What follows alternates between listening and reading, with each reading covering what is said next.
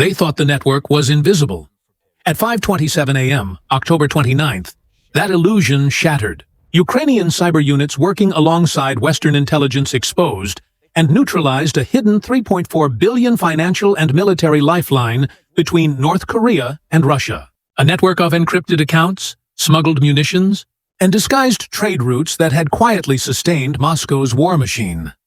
By sunrise, the servers were offline, cryptocurrency wallets were frozen, and multiple supply convoys had gone silent. What had once flowed unseen between Pyongyang and Moscow was mapped, exposed, and erased. For months, Ukraine's analysts had suspected that North Korea's role in supporting Russia was deeper than anyone admitted. The clues were scattered containers labeled as industrial equipment, leaving North Korean ports. Shipping. Records listing mining tools with suspiciously military weights, satellite images of convoys unloading in the Russian Far East under darkness. Each thread led to the same conclusion. This was not trade. It was a covert arms transfer disguised as aid. Ukraine's intelligence agencies began tracing the flow of money that made it all possible.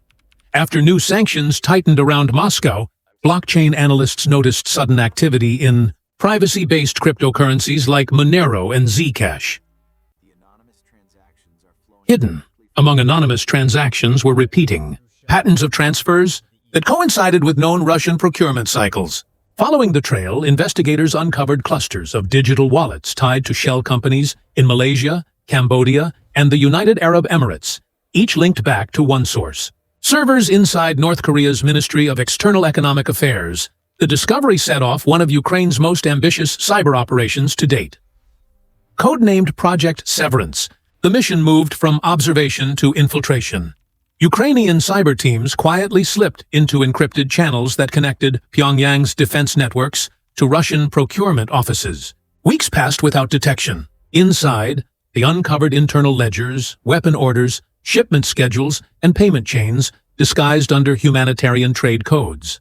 The records revealed how $3.4 billion in transactions had been laundered through North Korean state companies, Russian fronts in Belarus and Kazakhstan, and cryptocurrency exchanges across Asia. What began as a digital whisper became undeniable proof of a wartime partnership hidden behind fake paperwork and encrypted ledgers. Verification came next. Kiev shared portions of the data with U.S. Cyber Command and European intelligence partners. Every document was cross-checked with customs records, satellite imagery, and intercepted communications. Cargo ships sailing under false flags were tracked to Russian-controlled ports, where they unloaded industrial machinery that later reappeared as artillery fire on the Donbas front. The evidence formed an unbroken chain: money to message, ship to shell, lie to impact. Once confirmed, the takedown began. Shortly after midnight key of time, Ukrainian cyber units deployed code designed to corrupt, not crash, the enemy systems. Database clocks desynchronized, communications failed to decrypt. Financial ledgers began rewriting themselves with phantom entries. Within hours, over 70% of the North Korean digital infrastructure supporting Russia's logistics was crippled. In parallel, Allied financial authorities froze nearly $600 million in linked cryptocurrency assets. The web snapped. By dawn, Russia's hidden lifeline had vanished. The battlefield felt the shock almost instantly. Convoys moving from the Russian Far East halted mid-route when communications failed.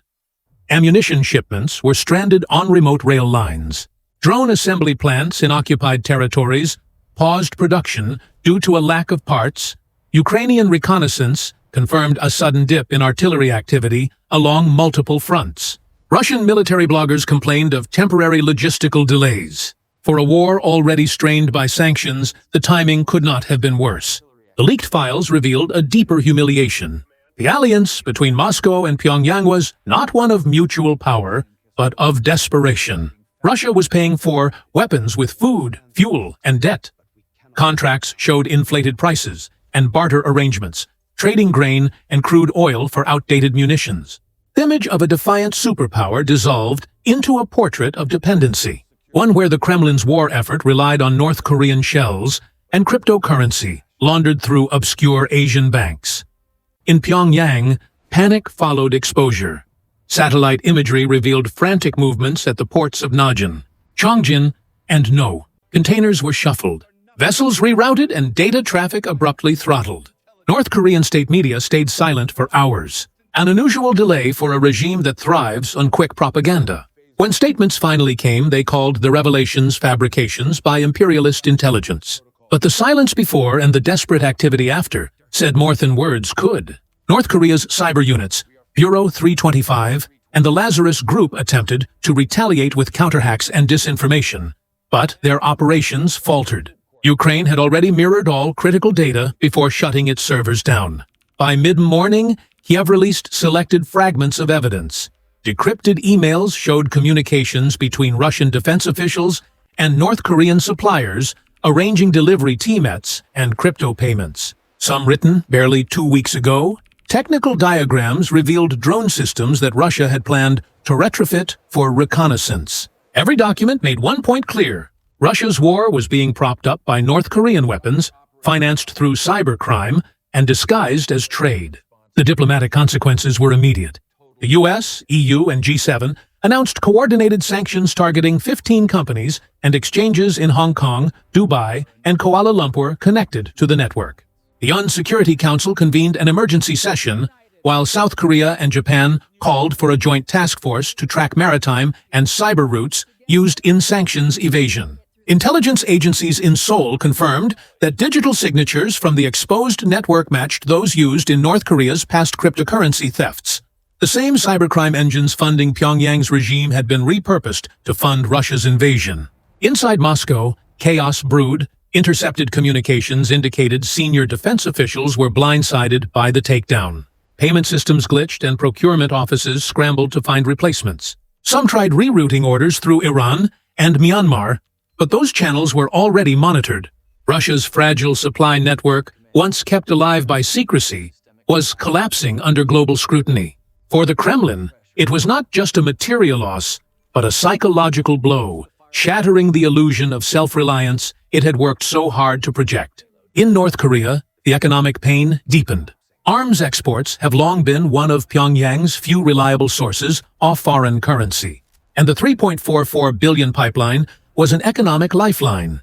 Analysts estimate its collapse could cut up to 20% of the regime's covert export income.